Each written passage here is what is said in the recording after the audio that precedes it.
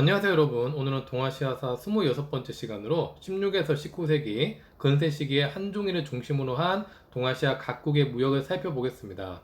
특히 당시의 무역에서는 은을 빼놓을 수가 없는데요. 이 은은 지금도 그렇지만 옛날 고대 시대부터 국제 교역의 중요한 결제 수단이자 화폐였습니다. 특히 중국에서도 명나라 때부터는 본격적으로 은이 화폐로 쓰이게 됩니다. 그 결과 나중에는 명에서 세금 납부조차 일조 편법이라 해서 은으로 납부하게 되었죠. 당시에는 동아시아의 경제나 무역 체제가 중국 중심으로 이루어지다 보니까 중국에서 은을 화폐로 사용했다는 것은 은이 동아시아 무역에서 매우 중요한 역할을 했다는 것을 뜻합니다.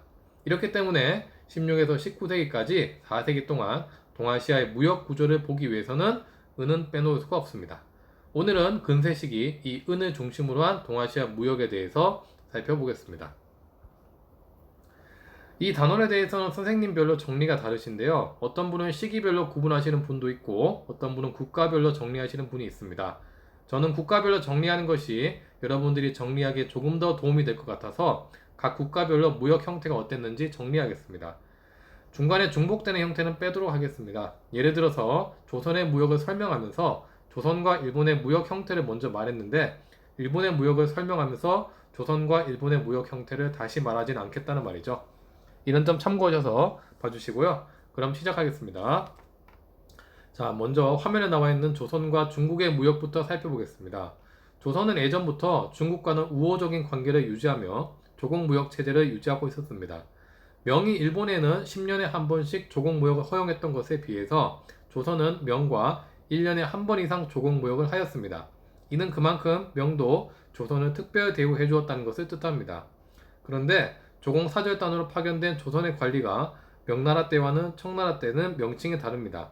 명나라 때는 천자를 뵈러 간다는 뜻에서 조천사라 불렀는데 청나라 때는 연행사라고 부르죠. 이는 조선이 당시 청나라를 낮게 봤다는 것을 뜻하는데 당시 청나라 수도가 북경인데 다른 말로는 연경이라고도 했습니다. 그래서 연경을 간다는 의미로 연행사라 했다는 것입니다.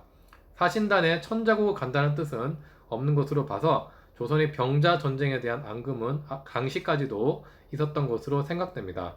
보통 사절단의 명칭을 두고 시기를 구분하는 문제가 나올 수 있으니 이 점 참고해 주시기 바랍니다. 명은 예전부터 은을 화폐로 쓰기도 했습니다. 상황이 이러다 보니까 조선에 파견된 명나라 사신들은 뇌물이나 조공 물품으로 공공연히 은을 요구하기도 합니다. 사실 조선은 1503년 연산군 때 회치법을 발명해서 은을 추출하는 기술은 이미 가지고 있었고 은 광산도 비교적 풍부했으나 이런 명예, 은에 대한 곡물 요구에 부담을 느껴서 은광 개발을 하지 않기도 했습니다.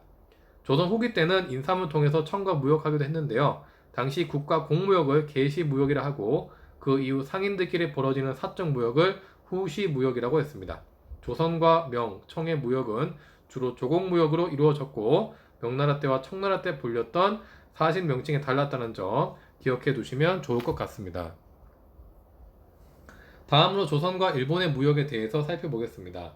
임진전쟁 후에 조선은 1609년 기후약조로 일본과 국교를 재개합니다. 그 이후 조선은 통신사를 파견해서 일본과 우호적인 관계를 맺고 조선의 문화를 일본에 전파하기도 했는데요. 반면 일본 사신단은 조선 수도인 한양까지 오는 것이 공식적으로 금지되었습니다. 이는 임진전쟁 때에 대한 조선이 일본의 호되게 당한 기억이 남아있었기 때문입니다. 이에 조선과 일본은 조선 후기 때는 부산에 설치된 초량 외관을 통해서만 무역을 했습니다. 조선 전기 때에는 면포를 일본에 수출해서 은을 받은 다음 이 은을 가지고 다시 명과 무역을 하기도 했고요. 반면 조선 후기 때는 조선 인삼이 최고의 인기 상품이 되자 조선과 일본은 은과 인삼을 매개로 무역을 하게 됩니다. 특히 당시에 일본에서는 조선 인삼이 만병 특효약이라는 소문이 퍼져서 워낙 유명하다 보니까 인삼 자체만을 사들이기 위해서 인삼 대왕 고은이라는 순도 80% 이상의 은을 특별 제작하기도 할 정도였습니다. 하지만 18세기 이후 일본은 조선에서 인삼 재배 기술을 빼돌려서 직접 인삼을 재배할 수 있음에 따라서 이후 인삼에 대한 수요는 점차 줄어들게 되었습니다. 조선 후기 때 양국 간의 무역은 외관을 통해서 진행되었고 특히 조선 인삼에 대한 수요가 높았다는 점 알아두시면 좋을 것 같습니다. 자, 다음으로 중국과 서양의 무역에 대해서 살펴보겠습니다. 16세기 서양에서는 대항해 시대가 펼쳐지면서 유럽의 상선들이 중국과도 무역을 전개하게 됩니다. 특히 포르투갈은 마카오의 거점을 확보해서 중국과 무역에 유리한 고지를 점령할 수 있었고, 이들 서양 세력은 아메리카 포토시 은광에서 채굴한 은을 가지고 중국과 무역에 임하였습니다. 원래는 중국의 은 생산량은 많지 않았는데 16세기 이후 일본과 포르투갈을 통해서 엄청난 양의 은이 중국에 들어가게 되면서 중국은 외국 은의 무덤이라는 소리를 들을 정도가 되었습니다. 즉, 한번 중국에 유출된 은은 다시 빠져나오지 못한다 할 정도로 중국은 팽창적으로 은을 흡수했던 것입니다. 이렇게 중국에서 은 사용량이 많아지자 중국은 은 경제 체제가 되었고, 조세제도 역시 은으로 납부하는 1조 편법을 단행하게 됩니다. 참고로 16세기에는 포르투갈 에스파냐, 17세기에는 네덜란드, 18세기에는 영국이 중국과의 무역을 주도하였습니다. 한편 18세기부터 청은 서양과의 무역을 통제하며 중국 광저우에서 공행 상인들만을 통해서 무역을 허용했는데, 이를 공행무역 체제라고 합니다. 이는 나중에 산업혁명으로 막대한 물자를 수출하려 했던 영국 및 서양 열강의 불만을 사게 되어서 아편 전쟁의 계기가 되기도 했습니다. 자, 다음으로 중국과 일본의 무역에 대해서 살펴보겠습니다. 이 부분은 시험의 출제 빈도가 더 많으니까 더 집중해서 공부해야 될 것 같습니다. 아무래도 한국사와 직접 연관이 되지 않고 동아시아의 주요 국가인 중국, 일본 간의 무역이다 보니까 더욱 그런 것 같습니다.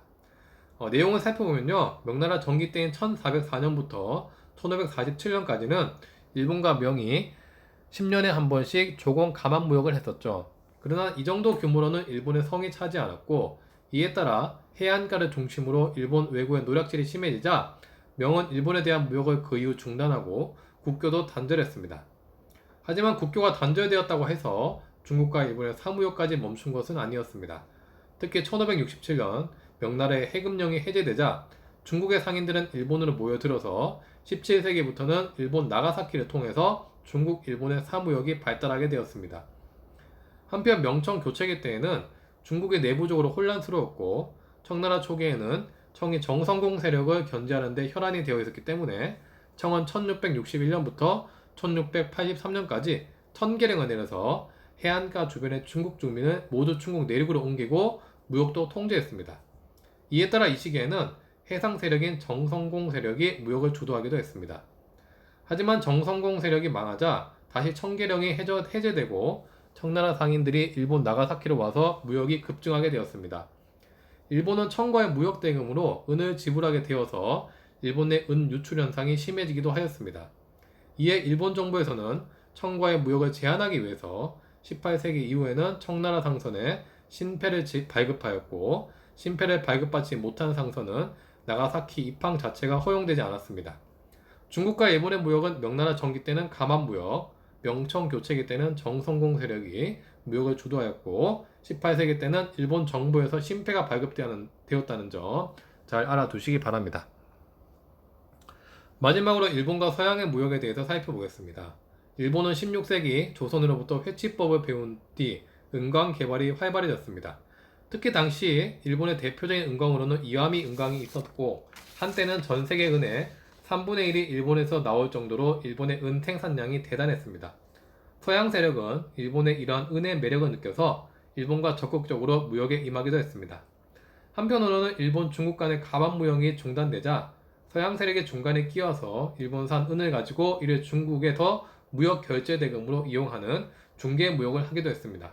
특히 센고쿠 시대의 실력자인 오다 노부나가는 외국 문화에 관심이 많아서 오다 노부나가 시절 일본은 서양과 적극적 교류를 하게 됩니다. 하지만 이러한 교류는 노부나가 사후 점차 통제 정책으로 바뀌게 되는데, 1592년부터 1635년까지는 주인선 무역이라 해서 일본 정부의 허가를 받은 배만이 나가사키를 통해서 출항해서 외국과 무역할 수 있었습니다. 당시 일본 상선은 중국은 물론이고 널리 동남아시아까지 진출해서 일본인 마을을 형성하기도 했는데요. 하지만 이후 에도 막부는 외국 세력과 다이묘가 결탁해서 세력을 불리는 것을 견제하고 차단하기 위해서 1635년부터는 주인선 무역을 폐지하고 일본인의 해외 진출을 아예 금지하게 됩니다. 이후 일본은 나가사키에 데지마라는 곳을 통해서만 외국과 무역할 수 있었는데, 특히 에도 마푸는 가톨릭을 심하게 탄압하였기 때문에 오로지 네덜란드만이 가톨릭을 포기하지 않는 조건으로 일본과 무역할 수 있었습니다.